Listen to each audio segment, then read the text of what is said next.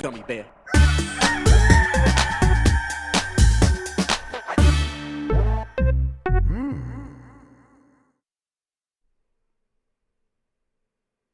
It's the internet, you're busy. Let's do this for August 19th, 2022. For the next hour or so, let me help you sort through the world of gaming on Game Mess Mornings Live with me, Jeff Grubb. Today, Marvel's Avengers continues to get new content somehow, and we have the July MPD report. But first, please join me in welcoming today's co-host to Game Mess Mornings. It's Tamoor Hussain from Giant Bomb. Tam, how are you doing? I'm doing okay. You know, Okay, I've yeah, got a bit of a sore throat, Ooh, okay. which is annoying Mm-hmm. more than anything else. Like, it's just one of those annoying ailments that you have, like, where you can get on with your day, but every now and then it's just like, oh God, this is so annoying. Every time I swallow, it hurts. And is it like the start of a cold, or is it like just no? It's just I drank. If I drink too much cold water, like I feel like it messes my throat up. And also, I left the window open when I was sleeping the other day. Yeah, that'll do it. And like I'm an open mouth sleeper, and it, like, I think like cold air got in there, and that combination like just gave me just a sore throat. So it's fine. It's fine. Yeah, it's the kind of thing where whenever I start to feel just a tiny bit of sore throat, I'm like, well, here it comes. This is going to be my next 2 weeks, just getting sick and feeling like crap. But, I also just keep having these nightmares. Like, it's a recurring nightmare that I've been having since Wednesday. It's about this like weird, like, kind of pole that keeps turning nonstop, and I'm trying to feed it through this this hallway almost. Sounds just pleasant keeps to turning, me. and I just cannot like, it's terrifying, and I keep like waking up just as it's about to hit a corner. It's the beautiful game for a reason, Tam. Kuro, and it's if anyone's missing the reference here, we played this on Arcade Pit, and it was the first time Tam has been introduced to it, and it was a nightmare for him. I was like, yay, I love this game. People were also like, wow, Tam is so tilted, and I'm like, yeah, I'm playing it up for you guys. Yeah, it's a Arcade bit. Pit. It's Arcade Pit. I'm getting into it. Like, I also like, these are the kind of weird ass games that I love. So like, I'm tempted to bust out my analog pocket and get Kuro in. I played a little bit on just I got out the tools that we use for Arcade Pit, and I just loaded it up again and kind of started it from the beginning. And I'm like, yeah, this game like it's satisfying when you get like that into the flow of it, of like, it's irritating stick or roundabout for anyone who's also like wondering like what the game exactly is. It's just the stick is always rotating, and you're trying to feed it around a corner like you described. It's like trying to move a couch through an apartment complex or whatever. Yeah. I would love to know how Freud would interpret my dream of Kuro. You're feeding a stick down a hole. What are you talking about? That's not probably penises. Is a hole one of your family members? Well, this is obviously father issues. Yeah. Okay, before we get into this other mess, let's explain ourselves. Each weekday, I, Jeff Grubb, will help piece your gaming life back together. That includes breaking news, the catch-up, where we discuss the biggest topics consuming the lives of gamers everywhere, and maybe even bring some of our own original reporting. For all these topics, I'll get the input of a bona fide expert who will make me look smart. If you are watching live on Twitch, welcome. Hello, Twitch. We appreciate you showing up. You can always listen to the show later on podcast feeds by searching for Game Mess Mornings, or find the RSS on giantbomb.com. I was going to say gamebomb.ru. I'm always thinking of that other one. You can also catch the show later with chapters and timestamps on YouTube. If you are watching on YouTube, hello. Thank you for showing up as well. I appreciate it. Okay, we got a lot to get into, so let's start the morning mess with July 2022 NPD report. This comes from Matt Piscatella at the NPD group. Let's go through some of the things that Matt has broken down for us here. The July 2022 consumer spending across video game hardware, content, and accessories in the United States fell by 9% when compared to a year ago to $4.18 billion in total. This is lower than the $4.19 billion, but just slightly, generated in July of 2020. So right there out of the gate, this is the same story we've been talking about for weeks now, Tam. Things are coming down, but they are not going back down to pre-pandemic levels. They're going down to the previous highs of the pandemic, right? It feels like people are going back outside, but still a lot of people spending money on games, right? Yeah. It's like we talked about last time this happened. Last time I was here, we did an MPD thing. Yeah. 2 weeks ago, and yeah, it's very, very expected, I believe, but it doesn't feel like a crash. No. I think the takeaway from this is people are spending their money elsewhere, but the interest in video games hasn't completely dropped off. There's still plenty to sustain. And I think also we're at a time right now where there's not major blockbusters coming out, if you know what I mean. Yeah. They are on the horizon, so a lot of people will be likely, biding their time and saving their money and kind of preparing for the stuff that's coming. I imagine there's a lot of people like, hey, I'm not going to buy any games right now because I know that God of War is coming, or there's a Bayonetta or something like that is on the way.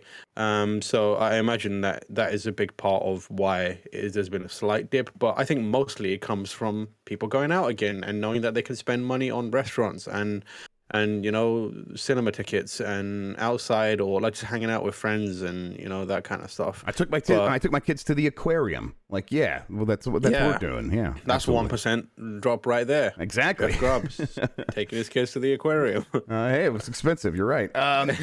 Year-to-date spending has reached $30.5 billion, a 10% decline when compared to the same period in 2021. Subscription content remained the only major spending category that experienced growth in spending. And again, this right in line with what's happening. I think that subscriptions grow alongside the hardware. As the hardware sells, people just get the subscriptions. They just don't even think about it. Many people just buy the subscriptions. So as new gen consoles are selling, those of course continue to grow, even though it feels like there's not a ton of new stuff getting put in the subscriptions. I suppose PlayStation Plus has burst back onto the scene in some ways, and maybe that's leading to some of the growth here as well. But I think a lot of it just comes down to people get these with new hardware, right? Yeah, for sure. It is an attached thing, and yeah, it makes perfect sense. Let's get to the hardware. Video game hardware dollar sales increased by 12% when compared to a year ago to $362 million. Year-to-date spending on video game hardware has fallen 7% in total to $2.5 billion. That's this. The lag there just comes down to supply. Is what availability. Like. Yeah. PlayStation 5 led the market in hardware spending during both July and 2022 year-to-date, while Switch sold the most units in both time periods. PlayStation 5 and Xbox Series dollar sales each experienced double-digit percentage growth when compared to a year ago. So, yeah, that's the hardware, again, it's the same story as it has been as well. I mean, that growth comes from a little bit more availability, right? Yes. Like, they are still tricky to get, but it's a little easier now to get them. I've seen people being like, hey, you can buy them right now here. And when it first came out, if I clicked that link, it was already gone. Yep. These days, I can click that link, come back maybe 5 or 10 minutes later and click it again. And there's a decent chance it will be there. Yep.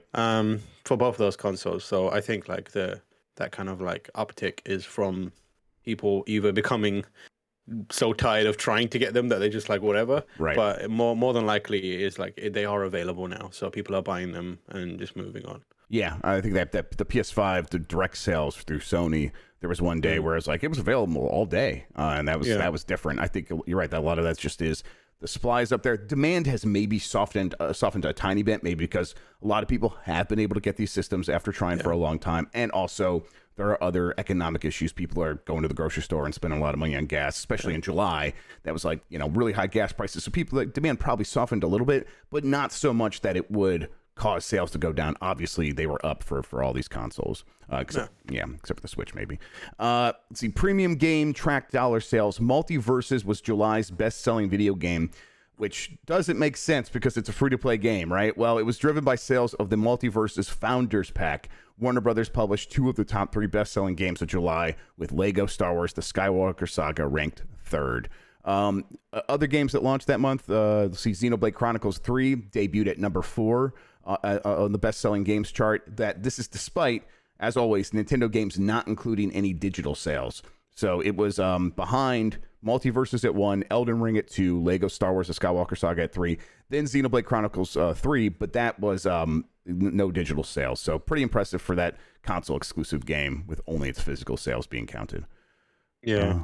Let's see. Kind of wild. Yeah, I mean, it feels like the kind of game where, it's probably going to be the best-selling Xenoblade Chronicles game. It could be a slight breakout, but it'll probably be like a 2-3 million copy seller, all told, like when it's all said and done. I heard you love it, so I am getting into it. I kind of like. I like some of the characters. I like the combat, so I think I might actually like the game. I'm going to keep with it for now. Digimon Survive was July's other new release, placing among the top 20 bestsellers, ranking 8th overall. That all came down to Jan Ochoa just buying copy after copy, being so obsessed with this game because it just has tiles. No, he's very disappointed in Digimon Survive. Yeah, he does. Yeah, he's not into it at all. GameSpot side, we had Jordan Ramey review it for us, and Jordan's a massive Digimon fan. He's likes it over Pokemon. And he was like, "Man, this is a bummer to play." Yep, that's kind of been the story. Some people are like, "This is better than I thought," but then mostly I've just been hearing that it's a bummer to play. Let's see. Accessories spending on video game accessories fell 22% in July when compared to a year ago to $148 million. A drop in gamepad spending drove the decline. Year-to-date video game accessory spending was 15% lower when compared to a year ago at $1.2 billion. The PS5 DualSense wireless controller Midnight Black was July's best-selling accessory. The Xbox Elite Series 2 wireless controller led year-to-date accessory dollar sales. So again, like when we look through accessories, this tells us like how interested people are in like thinking about their future with gaming. I'm going to buy a lot of accessories because I'm going to be spending a lot of time with games. That continuing to fall coming out of the pandemic continues to make a lot of sense. It's just not a surprise. I have the chart here, Tam. Does anything else stick out to you? Because I mean, it's kind of like, yeah, we got Call of Duty Vanguard popping back up the list. That one maybe is a little bit surprising. It was 11th last month. Now it's 5, but whatever. Mario Kart 8 still at number 6. Yeah, it's doing number 7. It's the usual suspects. Elden Ring still hanging on pretty high. Yep. I would love to know the updated numbers for Elden Ring. Yeah, well, I mean, they said earlier this week that it's almost at 17 million copies sold. So, goddamn, and they right? haven't announced any DLC. I mean, do you think we'll get DLC? That's I think we talked 100%. About this. Okay, cool. 1 million. I think so. I think so too. What do you think's taking them so long to announce it? Do you think it's just like the game is so big? Yeah, I think it's just timing. Yeah. Like I wouldn't be surprised if it shows up at opening night live. Sure. But I don't know. I think there's a decent chance it will show up at opening night live. If not, I would guess Game Awards is where it pops up again. Because they have a good relationship with Jeff, and Jeff has done right by them, and that award show is a major thing, and maybe an early next year or even surprise drop that could be interesting. But I think it's previously they've announced a DLC pretty early on, at least from my memory. It seems like in this case, this game is so big that they probably had to bear down and make sure that all the parts continued to work as they were updating it with patches, and that was the focus for some time. And I bet their eye has turned to that DLC that was surely planned, and now they can actually get to work on that in earnest and probably get it out here in the next couple of months to that half a year or whatever. Yeah, their DLCs have traditionally been quite distinct from the main games. Mm-hmm. You know, you go to an area and it whisks you away, or it's isolated to a degree.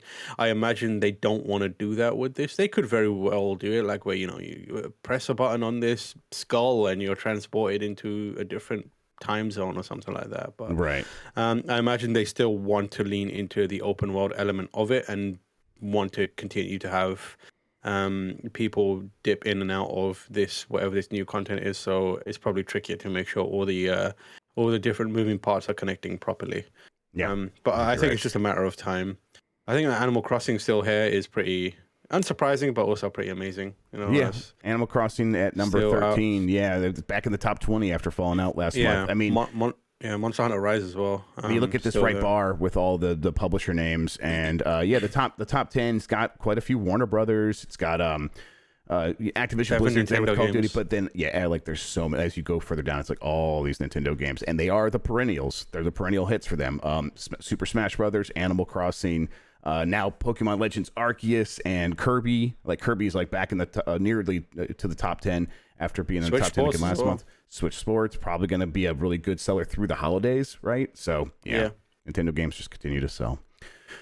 All right, Death Stranding is officially coming to PC Game Pass on August 23rd. Today, we at Kojima Productions and 505 Games are incredibly excited to announce that Death Stranding is launching August 23rd for PC Game Pass. Windows 10 and 11 PC gamers can expect such features as ultra-wide mode, photo mode, high frame rate, and crossover content with some very well-known franchises. Obviously, all the things that were available in Death Stranding and Death Stranding Director's Cut on Steam where it's been available, but now you could just get it as part of your subscription. This has been a topic all week, Tam, because Sony owns the IP, they own the trademark, they own the copyright, but 505 seems to own the publishing rights on PC, and thus we are getting this deal. Still surprising, right? Yeah, it's surprising, but it's good. Like, this is a very unique game that I'm excited for more people to be able to play. It's basically, for all intents and purposes, Xbox people getting access to a PlayStation exclusive. Yeah. Albeit on a PC, but yeah, it's right. But it's part of your Xbox Game Pass Ultimate yeah, subscription. exactly, and it's really fun. Here's what I want to say. Okay, I think ultra wide modes, they need to change. I'm sick of having ultra wide modes just be like, hey, the display is very long now. What I want is the game to remain the same size, but I want the main character to be ultra wide. There you go. And now that's on PC, I hope that there's someone out there who is gonna mod it, So like, remember that one Kanye West music video where he's really wide and he's like that square thing? That's what I want. I want a version of Sam Porter Bridges like that. Where is like is that the one he does with little flip? Whatever little annoying whatever one of the littles these days. Yeah, I think Jan's a fan of this little too. Maybe you could help us out, but it's they look like Roblox characters in there. So do you want them to be like, could be even wider than a Roblox character? That's what I want. I want a really wide version of Norman Reedus, just like stumbling around, and that's the ultra wide I need in my life. Okay. Hopefully we can make this happen for you, Tam. I understand those needs and the need to satiate them. Kana Bridge of Spirits is getting a big update and a Steam version. This comes from Joe Screbbles at IGN. Let's see. IGN can exclusively reveal that the game will receive a free anniversary update on September 27th, which includes New Game Plus, Charmstones, Spirit Guide trials, Kana outfits, accessibility features, and more. On the same day, the game will get a Steam release, having previously been an Epic Game Store PC exclusive. Good for them.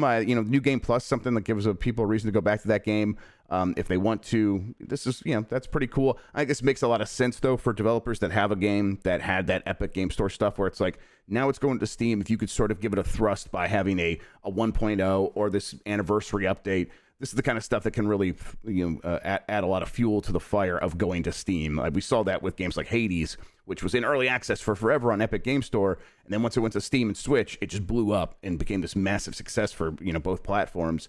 I bet they're hoping for something similar here, although probably not on that scale, right?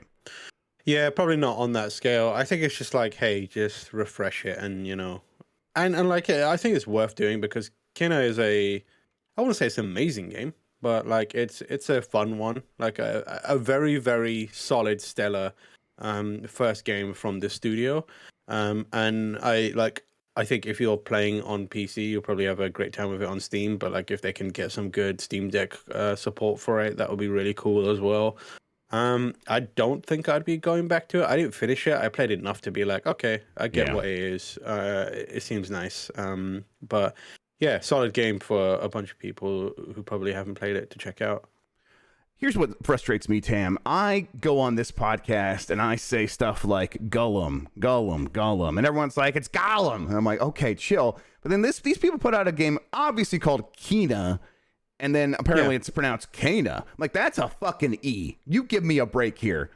Is it Kana or Kena? No one yells at them. I bet people have yelled at them about how they spell their name, but whatever. I've always wanted to say Kena.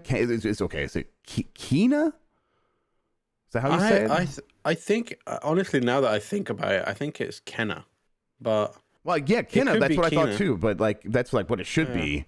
Legacy of Kana. That's what we're actually looking for. Oh, let's not talk about that, shall we? Why you gotta do this, man? Hey, that was Chad. That was not me. I'm not taking responsibility for this. Making me sad on a Friday. Lucasfilm revealed 2 new books based on Star Wars Jedi games. This comes directly from Lucasfilm today. Lucasfilm announced 2 major releases tied to the Star Wars Jedi game series, of which the Cal Kestis faithful will want to take note. I'm a proud member of the Cal Kestis faithful, Tam. One title promises to tell an original story while the other goes inside the making of the upcoming sequel. Star Wars Jedi Battle Scars, a new novel from Del Rey written by Sam Maggs, finds Order 66 survivor Cal Kestis leading the Mantis crew on an adventure set up between the critically acclaimed Star Wars Jedi Fallen Order and the highly anticipated Star Wars Jedi Survivor. Star Wars Jedi Battle Scars arrives March 7th, 2023. That's okay. Does that date mean anything to you? Because they've said like they got a big AAA game coming before the end of the fiscal year, which ends March 31st. This game's coming out that March, right? I would guess so. Yeah, I think so. I mean, like this will be the tie-in thing. Yeah, I mean, like Sam Maggs, great writer. Interested to see that, but also Star Wars makes me tired, man. Yeah, I mean, I'm just like, right now, I'm just like, tell someone, shake me, give me a little shake, tap on the shoulder when the game is out.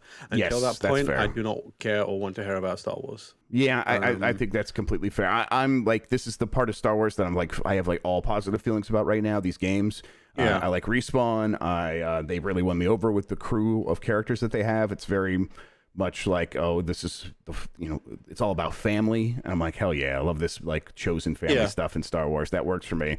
So I'm like, yeah, maybe I've read Star Wars books before, and I've read I don't think I've read many video game books other than the Balan Wonderworld novel. So maybe so maybe I'll check this out. What are you talking about? There's a novel for that dog shit? Yes. Yeah, and I was supposed to actually read the whole thing because of my Discord community, and I read like the first 2 chapters, and I just was dying. Like, the game is bad, and the book, through no fault of the author, who was obviously just hired to, like, it was probably handed a pile of notes and pictures and some footage of the game, like, go write a book. He's like, oh, okay. It's very, very boring. It's so boring. It hurts so much to read. But yeah, it's available on Amazon e-readers everywhere right now. You can go get your Balan Wonderworld book. Okay, let's see here. Sega releases a list of games that will be included in the Sega Genesis Mini 2. It's a whole list of stuff that's going to be added here. Oh my god! Yeah, so I was going to say, does anything jump out at you? It's got Atomic Runner Chelnov on it. What is Atomic Runner? You've Atomic Runner Chelnov, or Atomic Runner Chelnov, or Chelnov the Atomic Runner is a game by Data East and Dempa from like 1988, and I remember playing it as a kid, and it is a fever dream nightmare of an auto-scrolling platform game. It is so weird. Like, there's times where I have thought I imagined it. There was a period where I didn't know what it was called. I forgot what it was called, and I eventually came to the I convinced myself that I had made it up. Like, it couldn't exist. And then one day I saw it, and I was like, oh my god, it's real. Atomic Runner Chelnov is such a weird game. It's like everyone there was genuinely sick when they made that game. Like, you should get up some like footage of it. Oh yeah, good idea. Okay, yeah, I'll do that. Does anything else stick out on this list? I mean, it's a lot of stuff from like Sega CD and things like that. So you're gonna get like the Sega CD versions of Echo the Dolphin, which I'm like, oh, that rules, because those soundtracks are very good on there. Earthworm Jim. A series that people continue to pretend is a good series. Very incorrect. Yeah. Very extremely. I remember people around me being like, oh, Earthworm Jim's so cool. I'm like, are you on drugs? What this is the most unplayable game. What is this Atomic Runner? There's like a Statue of Liberty thing here. Okay, hang on. Yeah, there was like Nuclear Man, the Fighter. Is this it? It's so, yeah, that's the one, man. Like, just skip to the middle, like, or not just skip to the middle, just skip like maybe 4 minutes in or something like that, and like, it's look at it, it's a nightmare fever. Look at that hand coming out of the floor. It's like, there's a monkey for some reason. There's a drone. This man is shooting boomerangs. There's red giant like corpses in the background. Look at that. Yeah, there's like oh my god, a bunny rabbit. A bunny rabbit appears. Is so weird. Okay. I might play this game on a stream or something if we can get it going. This game is like, what's this yo-yo thing all about? I know this yo-yo thing? It's going out though. There's like, it's a tri yo-yo. Yeah, there's the bunny again. Yeah. I remember playing this game and just being utterly baffled by it. I love it. I love everything we've seen here. So yeah, I'm into this. Yeah, Earthworm Jim, obviously Golden Axe is good. Ursox Vi. Back to the list here for everybody. Let's see. There we go. Rolling Thunder 2. Okay, let's go. Sonic 3D Blast. That's a bad game that I somehow always want to just play. I'm like, yeah, I want to just see what the hell they were thinking. Vector Man 2, a game that no one's ever played. Vector Man 2. Sonic 3D Blast is fine. They got Streets of Rage 3. They got new challenges for Street Fighter. Toe Jam Manel. That's pretty cool. There's a list of stuff here that's like special for this. That's a lot of Sega classics, says Jason McMaster. Oh, they got Night Trap. Oh yeah, like a ton of like Sewer Shark. They're gonna have the Sega CD games as part of this. That like Sylphid is one I played so much because I think that's the one that just came with my friend's Sega CD. So I'm excited to go back to that. But we see a few more titles that are included that might pique the interest of game historians and collectors. The new mini console comes with a few games that were never ported and even one that was never released. Let's see, Devi and Pi is a paddle-style game that was never released. It's from the creator of Sonic the Hedgehog, Takashi Iizuka. Is that how you say that? He did this before he did Sonic, so it was never released, and now people are going to get a chance to play it. Fantasy Zone. Wait. From the creator of Sonic? See, yeah, we're one of the creators of Sonic. Like, he designed like the sprites and stuff, I think. What happened the last time the creator of Sonic created a brand new game, and we played a brand new game from them? Well, listen, that was Yuji Naka. Yuji Naka has like tried to destroy and erase this person from history. So maybe this is going to be the real good stuff. Like this man is the Bill Finger of Sonic the yin to the yang of Ballad Wonder World. Absolutely, This is going to be perfect. Let's see, Fantasy Zone, a new port from the same team who ported Darius for the original Genesis Mini. Space Harrier 2, new ports using the sprite zoom function. Spatter, M2, an M2 hobby port. M2 is like one of the companies responsible for this whole thing. They port a lot of these games for Sega and do a great job with it. They did this one just as a side project, and they're going to put it in there. Star Mobile, a puzzle game developed by Mindware in 1992, and then Super Locomotive, another M2 hobby port, and Versus Puyo Puyo Sun, a demake of Puyo Puyo Sun, only featuring Versus mode with new rules not found in the original version. So they're doing like the Star Fox 2 thing as best they can. We're like, hey, yeah, we got a bunch of extra stuff we're going to throw in there. But do we know how much this thing's going to cost? So they just announced that it's going to be available in Europe. And I think it's the same way that's available in the States, which is they're going to ship you one from Japan, and it's going to be the official thing. But they're going to ship it to you from Japan, and they're going to charge you, like, even if you get it through Amazon, they're going to charge you shipping and handling stuff. So I think the one I pre-ordered came to a total of around $130, $140. So yeah, it's like they are not like going to put this in like Walmart or Target. I don't think. I think it's very unlikely that ends up happening. So, and they said this is going to be a pretty low run in terms of quantity. So I'm expecting this thing to sell out pretty quickly. When is it out? This is out in October, I think. Is that right, everybody? So people will be getting if you factor in all the delays around shipping, you'll get it in 2023. Exactly. Yes. Yeah. This thing's going to take some time, I think, to get out to everybody. But hopefully I get mine. That's all I care about. Give me mine. Sonic Frontiers release date and DLC have been listed by promo material. This comes from Andrew Marmo at VGC. Sonic Frontiers could release on November 15th, according to alleged promotional material that has appeared online. As spotted by a Reddit user, a seller from a Taiwanese e-commerce website has seemingly acquired promotional material for Sonic Frontiers ahead of its publication date. The alleged promotional material lists the Sonic Frontiers release date as November 15th, along with a claim that the DLC is already being planned for the game. And we can see here's the promotional material. You can see there at the top right. I don't know. It looks like a low res scan of some weird stuff. There's like a Sonic doll. I don't know. Actually, that looks like looks like some random Sonic fan has just created some nonsense for other Sonic fans to be excited makes it seem about. More real that it's coming out of Sega to me, to be fair. Yeah. But there's the date here at the top, 2022, 11/15. So, yeah, I guess we'll get that. Sonic Frontiers. This is the game they continue to say, we are not delaying this game. It's coming this year, but then they haven't given a date yet.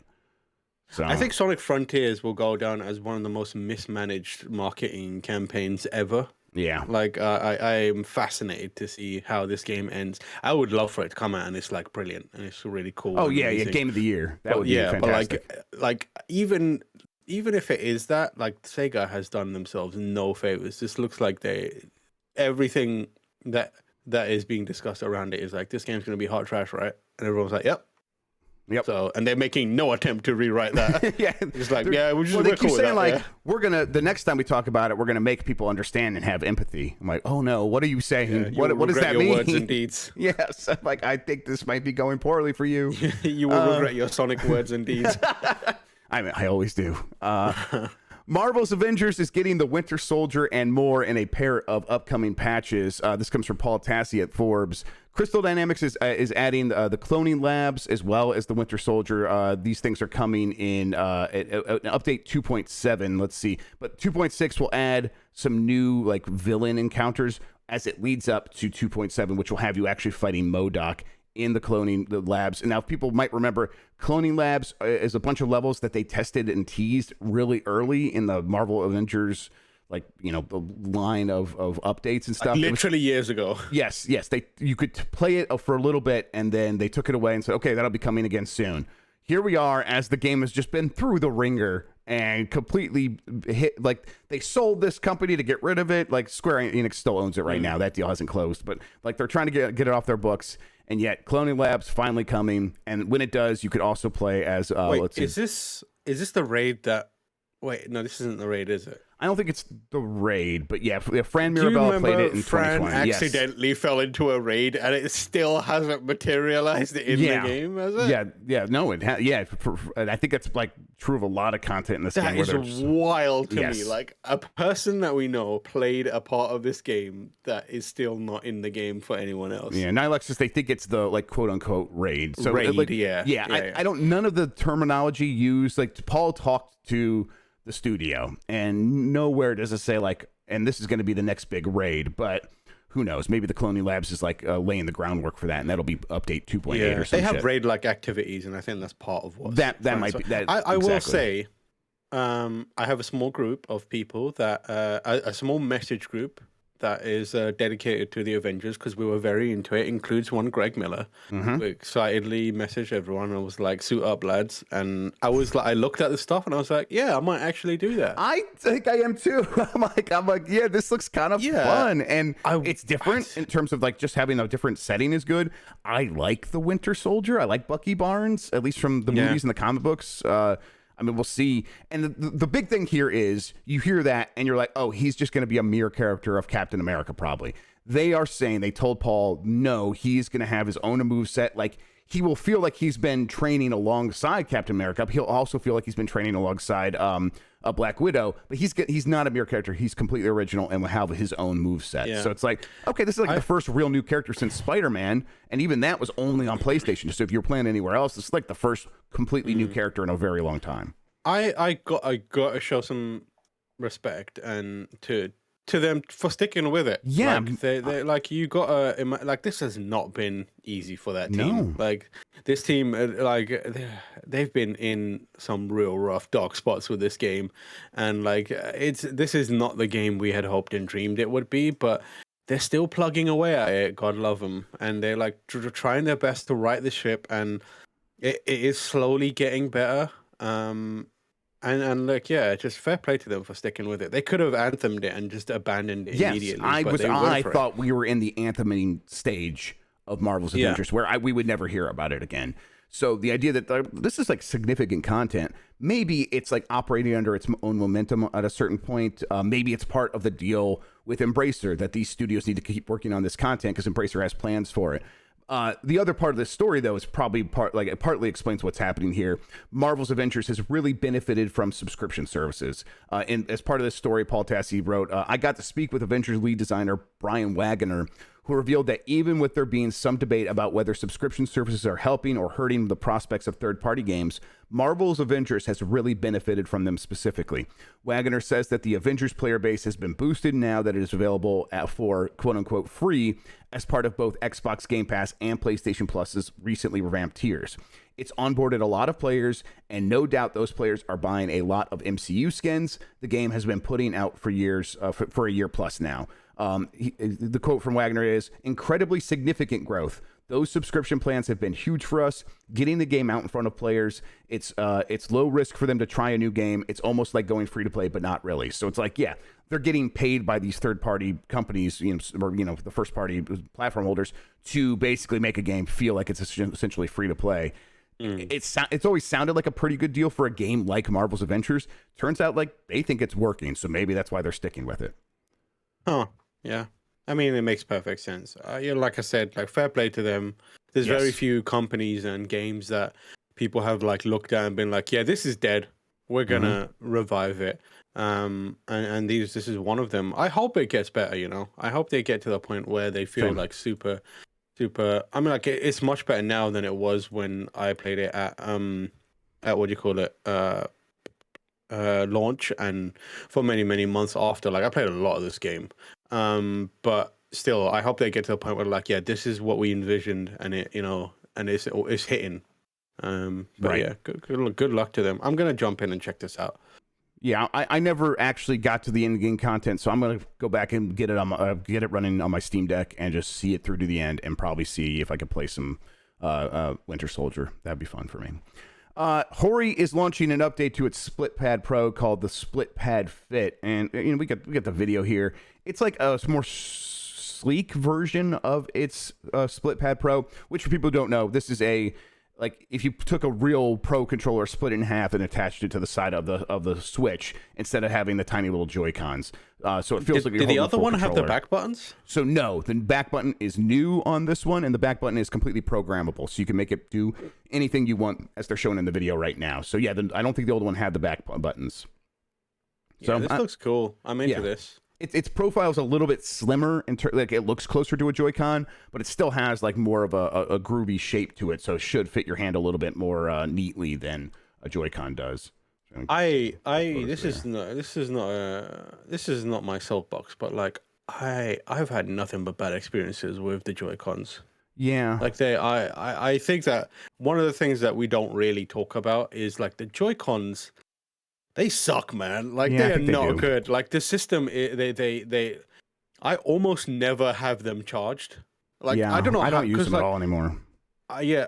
I also like, because I'll go out and be like, oh, I'm gonna play this. I turn it on. It's like, oh, fuck, these fucking little pest things are dead. Because like they siphon battery off the main unit, don't they? Yeah. Yes. So like you can't, like you have to charge them separately. I'm like, oh my God. Every time I use those things, I think this is one of the most annoying controller setups that has ever existed. And I always somehow end up in a situation where one is half charged and the other one is dead. And I'm like, how did that happen?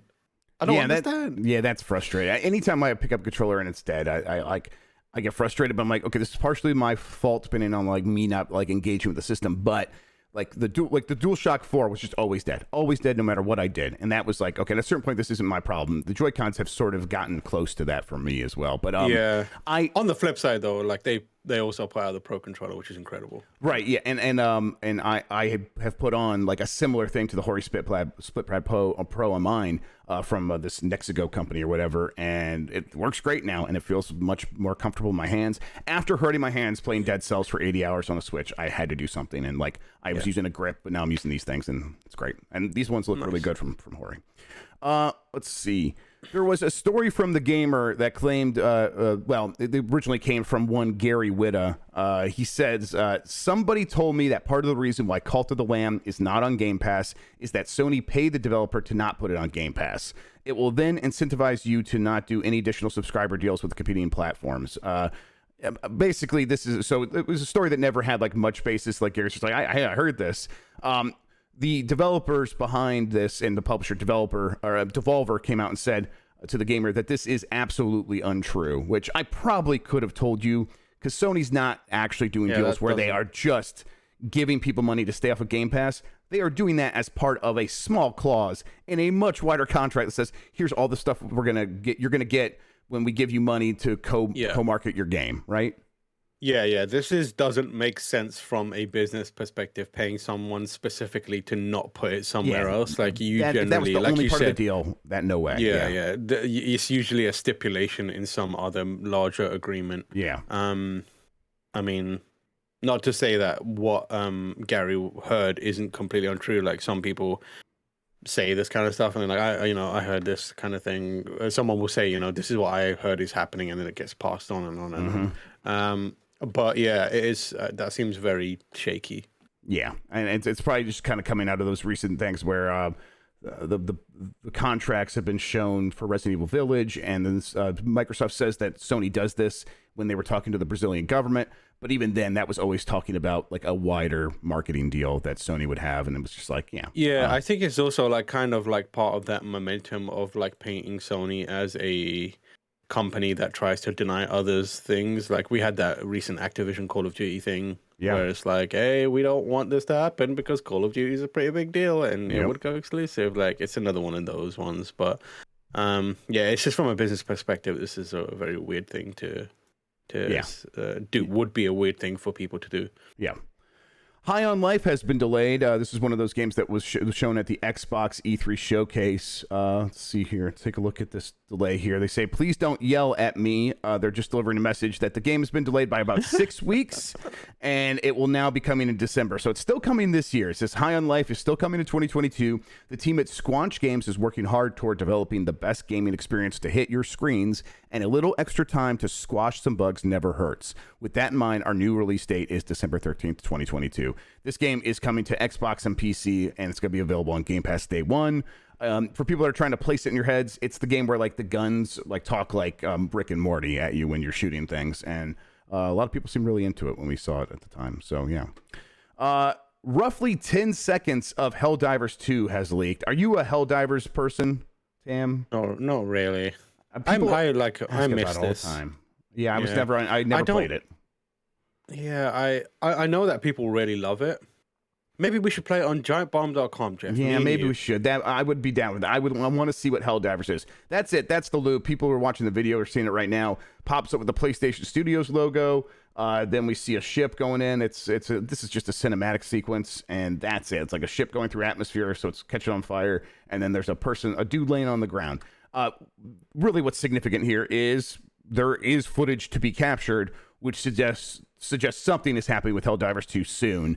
Probably not at opening night live since Sony won't be there, but there's continues to be rumors that Sony will do a big show, and also those rumors could just be like they've done this in the past, so maybe they're going to do it again this year. But they have done Sony big showcases in September. Maybe this is coming then. I don't know. What do you think? Yeah, I mean, like it makes sense to have a showcase. Sony's been pretty quiet up until this point. Like they got a lot to talk about. They've been slowly talking about PlayStation VR 2, and like I imagine they need to kind of start like piping up a bit more about that. So yeah, I could see them, and also God of War at some point. I wouldn't be surprised if it shows up. Yeah, that sounds right to me. And then finally, Sunsoft is going to try again. This comes from Michael McWhorter at Polygon, who basically wrote that headline, and it made me chuckle. Sunsoft did a showcase of their own yesterday. Sunsoft is a relatively ancient video game publisher. Did a lot of stuff on NES. They did Batman. They did Arrow the Acrobat. They did some other games people always yell at me about. They're actually good. Was it Return to Syphilis? I almost said Syphilis, Tam. Return to Syphilis. Return to Syphilis. Let's go. I love that. I love that game. I just say it gives me a fever. Let's see. I'm going to play this thing. There was a VTuber from this company who came in and showed off a bunch of games. Here he is. Basically, those games, though, are a lot of like throwbacks or remakes of older games. This is the studio that made Blaster Master and Fester's Quest as well. But these games, Fester's Quest. Yes. I forgot about that. Yeah, right. And that's like a legit fun game. They don't have any of the like Blaster Master, Batman, Fester's Quest. Sunsoft doesn't have the rights to any of those things. So what we're going to get instead is Iki Unite, which I'm going to move ahead here a little bit so people could see it. This is just hella Vampire Survivors with a JRPG tinge. Like, it just looks like if Vampire Survivors took place in Dragon Quest instead. Okay. Wow, they really went in for the Vampire Survivors. Yes, right, with the swarm of bats coming in, right? Holy shit. Listen, that said, I want to play this. Like, hell, I want to play the hell out of this. There's another Vampire Survivors like that I was recommended called 20 Minutes Till Dawn. Have you checked that out? I haven't, no. Although I definitely want to like go in there and like search out a bunch of those. Apparently, even Vampire Survivors is also a clone of another game. So I'm like, okay, that makes sense. Yeah. 20 Minutes Till Dawn was recommended by Super Eye Patch Wolf to me. Okay. And he says it's like Vampire Survivors if it had its own cool aesthetic in the world. So I'm definitely playing that this weekend. I'm gonna check it out. So maybe you should do the same. Yeah, is it on Steam? I'll probably. It is. It is $3. Okay, well, I'll pick that up for sure. That sounds great. So that was EQ Unite. There was a couple other games. Let's see. This is Gimmick. People seem pretty. This is like a return of a game as well. So people like Gimmick. This is another one I've never played. It looks like a little character platformer game where you play as a little green blob. I get it. Yeah. I don't know. It looks kind of like Super Mario Brothers 3 a little bit. Yeah, kind of Super Mario 3 and Kirby's like distant cousin. Yes, that no one talks about. And then finally, there was a part of the stream where the VTuber was just talking, and this little guy came out and just yelled Metroidvania, and that was a reference to this other third game they announced, which is Euphoria. Where it's also known as Herbarake in Japan, and it's a return of a. Is this a different game? This is a different game, yes. This looks like the same ass game. Yeah, they look pretty similar. They all have a pretty similar vibe. What are they doing to Blathers right now? Yeah, that looks like a little penguin guy. I like that, though. That's penguin guy fighting Blathers from Animal Crossing. Yeah, hell yeah. Oh, and he's got a raccoon suit. That very much looks like a super... You tell you what, a lot of games back then looked pretty similar, huh? Yeah, I don't know. Whatever, Sunsoft is trying again. Good for them. Oh my god, what is that? That is amazing. That weird-looking thing. Let's see here. I'm going to go back here. I want to play whatever. That you told me. The big green boss guy. The big green bugger that's got like drooling from his mouth. Yeah, I like him. I like him a lot. All right, that does it for the news, though. Let's get to the catch up, where we've got to talk about this boy here. Let's see here. Let me bring it up. Masahiro Sakurai has shown off his new and improved gaming setup, and well, first of all, maybe we could just take a look at it. It looks great here. Let's see. He previously had it like all laid out underneath his TV. Now he's got this vertical stand here. And the reason this is worth talking about is this picture here. That first one is incredibly cursed. Okay. Like, with the first one right here? No, the first one in the thing. Just because of the weird shelf underneath the sound bar, like that's terrifying to me. What is that all about? It is threatening. Yeah. Yeah, it's like that's the kind of shelving unit they would use at like a department store setup where you've got a Wii here for everyone to play. Is it like a counterweight? It looks like a shin breaker to me. It looks like you're supposed to break your shin on it. That's terrifying. But then I would put like a little cat bed on there and just let the cats. A little statue of Waluigi to judge me while I'm watching TV. Okay, so it's a closed shelf. It's got glass doors, so things are gonna get hot, but whatever. I mean, there's good ventilation. It does have a hole at the top, so at least the top two consoles. The Xbox Series X and the PlayStation 5, the things that would get the hottest, getting a lot of ventilation. Yeah. But the reason we got to talk about this is he has his Nintendo Switch, the Nintendo console, laying on its back here. Like the dock is laying on its back, and I think there's another picture of this thing. Let's see if we can. That's wild to me, but also, that's the dock. Yes, it's the dock. It's like I thought that was a 3DS on top of the. No, it's the dock. So it's like the dock is laying on its back, and he's just sliding it in. And I'm like, I think this is a neat idea, but I'm pretty sure like that's where it ventilates from.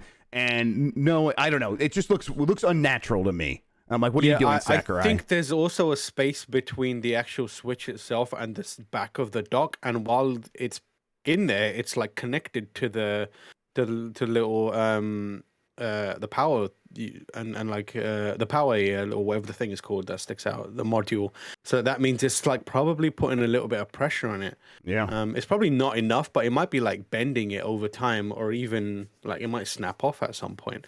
Sakurai is a genius, but this is one right. This is clearly the work of a creative mind, but also a very troubled mind. Someone who's likely worked on a platform fighter for 25 for too long years. Yeah, absolutely. Yeah. He needs like his testing team and balance team to come in and be like, no, we need to remove this and fix this part of it. Right. He needs some left brain stuff to come in there and now that he's a little bit of his creativity. From Smash, he's making just the wildest decisions unchecked. Yeah, including this whole like having the Famicom and the Super Nintendo, and then I guess this, I don't know, maybe that feels right because the Famicom came out first, then you get the Mega Drive, I suppose it's called, and then the Super Nintendo came out after that. So he's doing it in chronological order here at the bottom.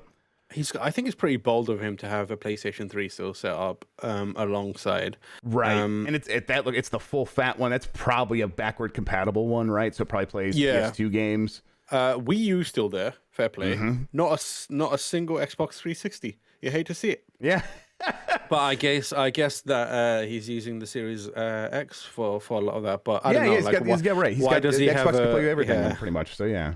Yeah, but like I would at least like show a bit of love to the 360, man. That is one of the goats.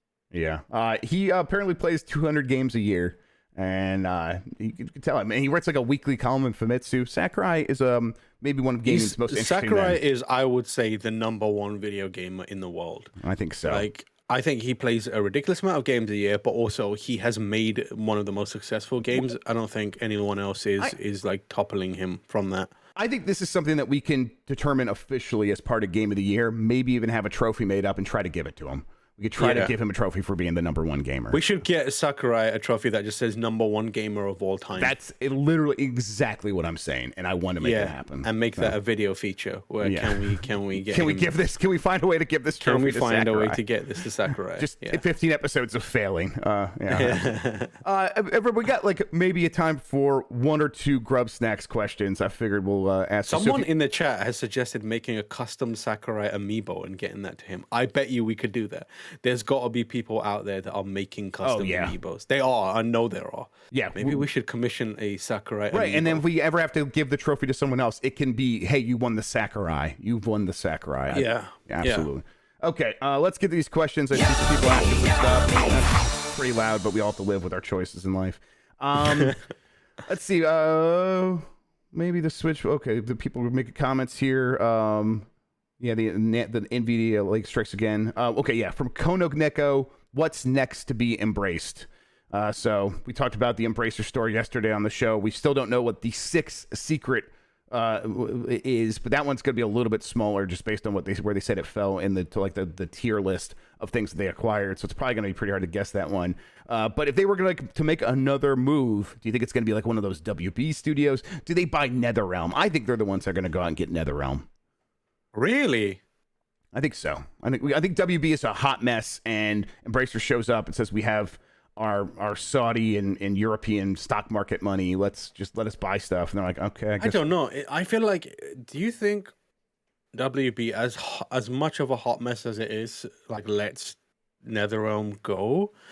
Because NetherRealm is one of the few studios that makes money hand over fist. Absolutely, through Mortal Kombat and to a degree Injustice as well. And like that stuff, it feeds into their comic book pipeline as well, because those Injustice games have mad amount of comics, and I think there's a movie adaptation, an animated movie as well. So like, then there's the Mortal Kombat films. Absolutely, I just and then it feels like all that stuff sounds like you'd be much better suited to be running this company than whoever's running it now, because the way that they are behaving with these properties and then their services, and they're removing like 30 movies and shows and stuff that they made, and some like HBO Max originals, they're just removing them from HBO Max. This is a company that does not know what they're doing. They are just tearing things down.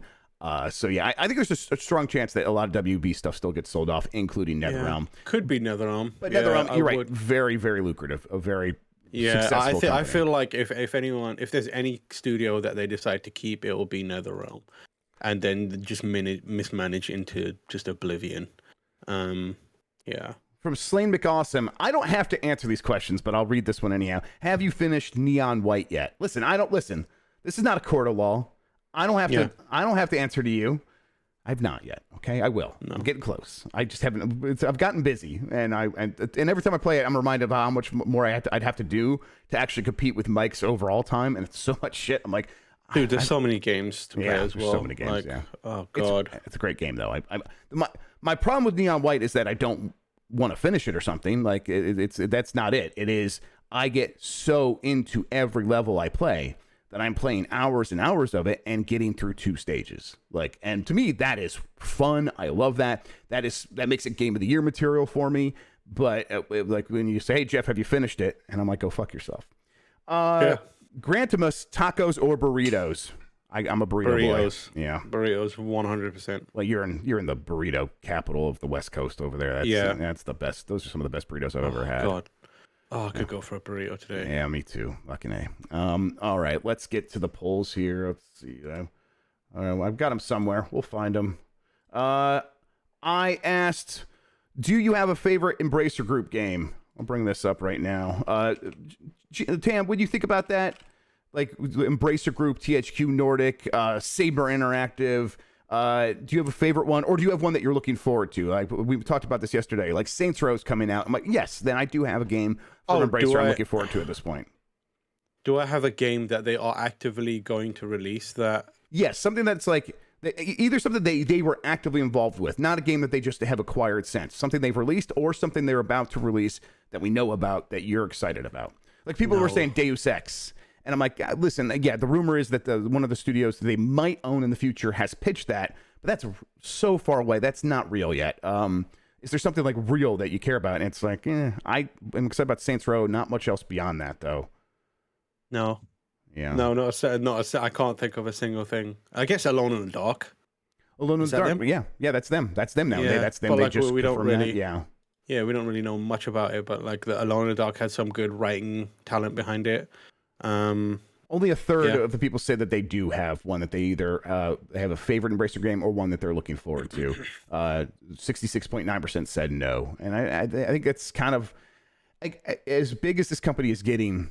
I think it's really hard to like build your loyalty among gamers. Like like you can't just buy that stuff. That takes a lot of work, and like it's also hard to keep track of what these people are doing. Like I don't know what is actively in production and what is just something that they've acquired. Like who is that a Bond game? Wait, no. Who owns IO right now? Themselves. They bought them. They kind of bought themselves out, or Square Enix was just like, we're setting you free. You're free now. Go. See, for a minute, we've reached a point where I can't even tell who owns who, because like I know it's that. a mess. I remember. It absolutely is a mess. It's such a mess. Like and like they're gobbling up everything. Embracer. Like if you look at a web of who is owned by who and who works, like because Embracer is several layers deep. It's like Embracer owns Saber Interactive, which owns Aspire Media, which is working with this other studio and is partnered with them in some weird way. And then it's like, okay, now they're making this game for them, another part of Embracer, and that goes up and it's under THQ Nordic or whatever. And it is a complete web of companies, and it's very hard to parse what is going on over there. Yeah, so that's kind of like I can't make sense of it right now. I asked for today. Here's today's poll: which of these games to finish out August are you the most excited about? Midnight Fight Express, Destroy All Humans 2, Pac-Man World Repack, or TMNT Cowabunga Collection. I did not put Saints Row in here because it's like has the most name recognition. I figured it would just win automatically. So I'm going to throw this in here. And if anyone else has any other games that you're excited about, feel free to reply with that. It ain't that serious. It's just a Twitter poll. All right. That's going out there. You got anything else that you're looking forward to for the rest of the month, Tam? Any games that coming up? Anything you're reviewing that you can talk about or anything like that? You know what I'm looking forward to? What's that? Some fans have put out a HD remaster of Soul Reaver. What? Really? Yeah. Is it like did they like decompile the code and get in there and like port it to PC? Pack or for HD texture pack? Legacy Awesome. of Kain. You just need the Dreamcast version of it. which I don't know how you can acquire that, but I'm sure you can figure it out. But yeah, it's they say that it's replaced almost every single texture with brand new equivalents, with many being actually used from the source textures. Oh. And you can download it in a Flycast emulator pack with the HD texture pack and a high-res manual. And it looks cool. So I think I'm going to check that out this weekend. I shot over the version of this for Eternal Darkness to one Jeff Bakalar, who said that he has injected it into his copy of the game, into his aquarium, and he's been running that now, and he says it looks great. So I'm like, oh, we're going to get some Eternal Darkness up soon. I'm looking forward to it. I also want to check out that. I see the Metal Gear Solid VR thing. I've been hearing a little bit about it. What's the deal with it? Yeah, so it's like a kind of version of Metal Gear Solid that's been recreated in VR for I forgot, Boneworks, I think it is, in Boneworks. Oh, okay, interesting. Yeah, so I want to check that out. We should make Bakalar play that because he hasn't played VR since he played Boneworks, and it really fucked him up. So yeah, I've never played Boneworks, but I will do it for Metal Gear. I will go where Metal Gear is. I'm excited. Yeah, that sounds pretty cool. I just saw the Kotaku headline about how this would break Kojima's brain if he had to play that game in VR. So I'm like, okay, well, that scares me. I am a scared little boy when it comes to something that will break my brain. All right, Tam, you got anything happening this weekend? Anything happening today we should talk about? We've got Unprofessional Friday happening. Yes, we do. Right? Yes, we do. We're going to be playing some Switch games. We're going to be playing that Kirby game. And maybe if that doesn't last the entire time, we got some other plans. We got a wave race and stuff. Sadly, I'm not on that because I've got some other things to take care of. Busy boy. Busy. But yeah, that's about it for now. Yep. And then we'll be back next week with some cool stuff again. Sounds good. Everybody tune in for that. And the Midnight Fight Express Quick Look is going up. So shout out to Jason for getting that put together. All right, everybody, we're going to get out of here. Thank you so much for tuning in. I really appreciate it. Tam, thank you for hanging out. Of course. Always and anytime. Everybody, you're the best audience in gaming. I'll see you next week. We'll be back with more then. Until then, however, have a good one. Take care of yourself, and goodbye.